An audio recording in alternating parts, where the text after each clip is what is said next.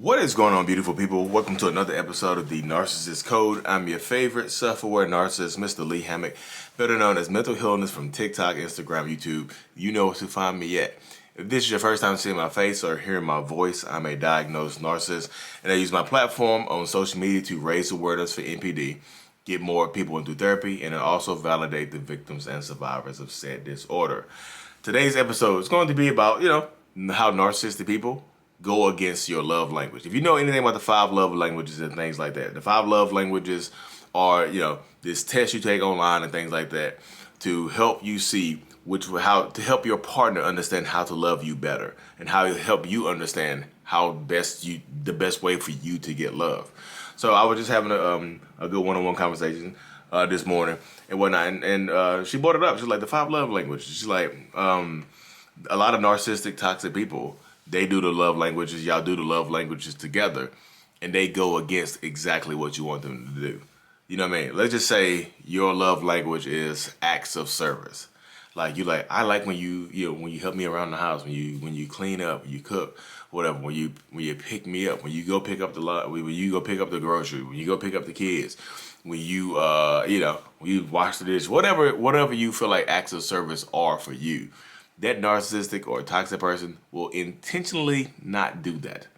They won't do it. They just won't do it because it's what you want. It's like, look, I'm literally, when I'm telling you, I'm talking to you about this right here, y'all. It's literally the programming of my mind to go against what people tell me to do. Because we do the love, like my therapist actually told me to do the love languages. She's like, you do the 5 love languages to see, to help you learn how to love your wife better or whatever, help your relationship out and things like that. And guess what her love language is? Acts of service. So I know exactly how that goes right there. Literally. My mind, yeah. And it's not something that I wanted to not do. I was actively going through therapy to try to help me work on my marriage and work on myself and things like that, So to hear that, okay, cool. To help her do this, for her to do her love languages and things like that. And then she told me, and I knew exactly what she needed, and my mind just shut off and didn't want to do it. Because I cannot explain the feeling that goes behind it. I wish I could tell. It's literally like something in my mind is saying, don't do it. It's just like, nobody should tell you what to do. You know how to love this person. So what this love language is telling you that you've been getting it wrong the whole time. So you've been getting it wrong this entire time. Like, why? So she's been lying to you this whole time about how you. So she's been lying to you about being happy with how you treat her, because you haven't been doing acts of service. You've been doing words of affirmation. You know what I mean? You've been doing quality time. You've been giving gifts. So so you've been loving her wrong this entire time. So all this whole thing was a lie. I got angry, y'all. I'm telling you, my mind found a way to get me mad at trying to love my wife better. My mind actually was, that's why I tell people, with being a narcissist, is like constantly, consistently fighting against yourself. Being a self-aware narcissist is constantly, consistently fighting against yourself and fighting that nature. It's like a dual battle, y'all, of awareness. And it's rough, y'all. It is rough.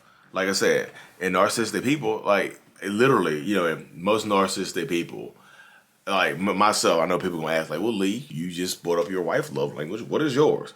So my love language was literally, what was it? I think mine was actually words of affirmation, because like that's what I need. I like when people say that they're proud of me. I need that reassurance that I'm doing the right thing. You know what I mean?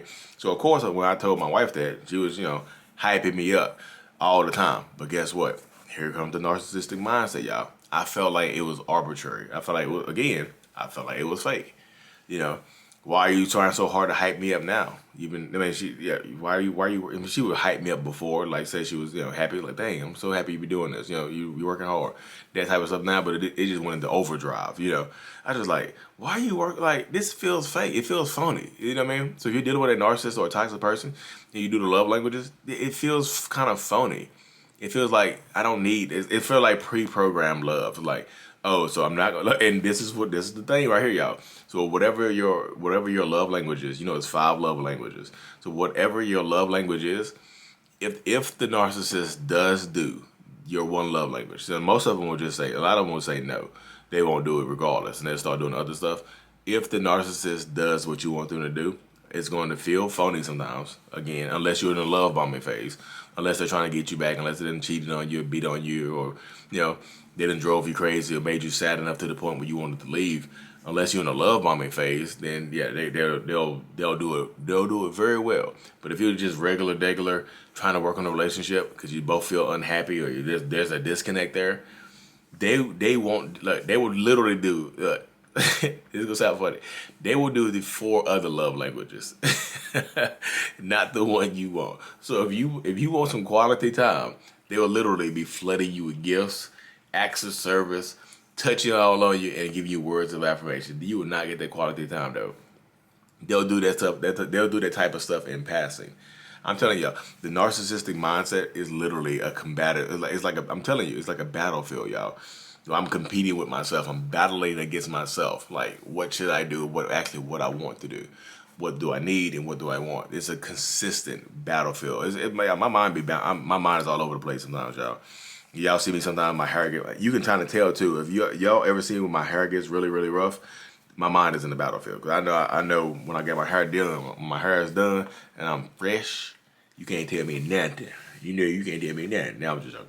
But like I said, the love languages, so that's just the front of it though right there. Because like I said, the love languages thing, does it work for healthy relationships? Yes, it works for 2 healthy people in a relationship. Or one person that may be emotionally unavailable that's willing to work on themselves.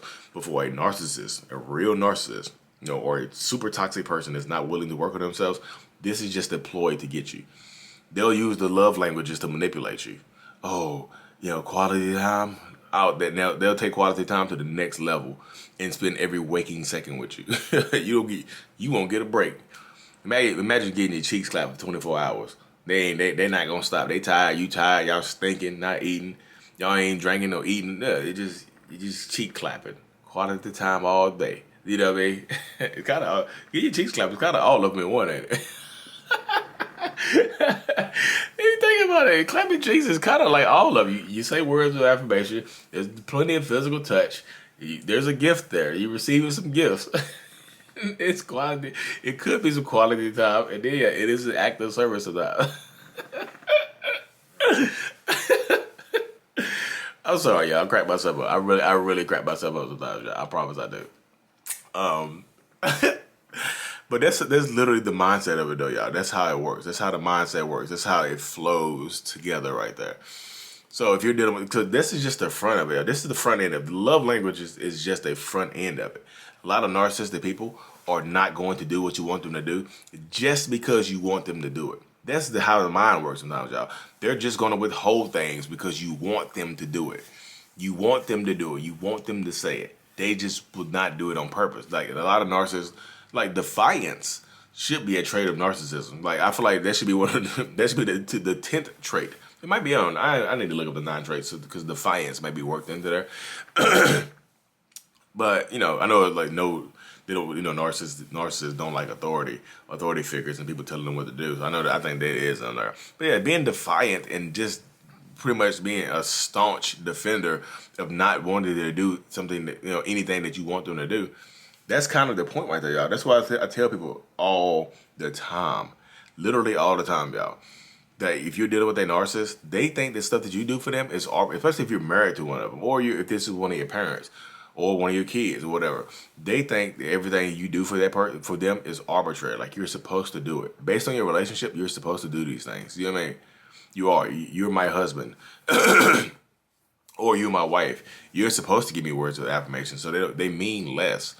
You know, you're supposed to. A lot of people, you know, neurotypical people, non-narcissistic people, think that, you know, it should mean more when you get married and things like that. The words should mean more and carry more weight, but they don't to a narcissist. They just become arbitrary because now you're supposed to do it. You know what I mean? That's why the love languages, like I said, is a good tool for people who are working, who are both actively trying to work on a relationship. Not if you're trying to get in, teach a narcissist how to become emotionally available to you or to open up to you. Because like I said, narcissists, you know, like I said, mine, you know, they just, if a narcissist tells you their love language, then and you start doing that stuff, and if you haven't done it before, it's going to feel weird. It's going to feel awkward to them. It's going to feel fake as hell to them. So don't be surprised if y'all do this love languages, or you try to work, or you do like a love test, or y'all try to do stuff to make each other happy, and they get angry at you, or they get defiant with you, or they put up a, they argue with you and things like that. Because that's going to happen a lot of times when you deal with toxic people, y'all. When you deal with narcissists, it just is. You know what I mean? So defiance and not wanting to be told what to do, and not wanting to somebody, like a lot of narcissists don't want to let you in don't want to let you into the inner mind of us. Don't want to let you get too close to us to know how to love us.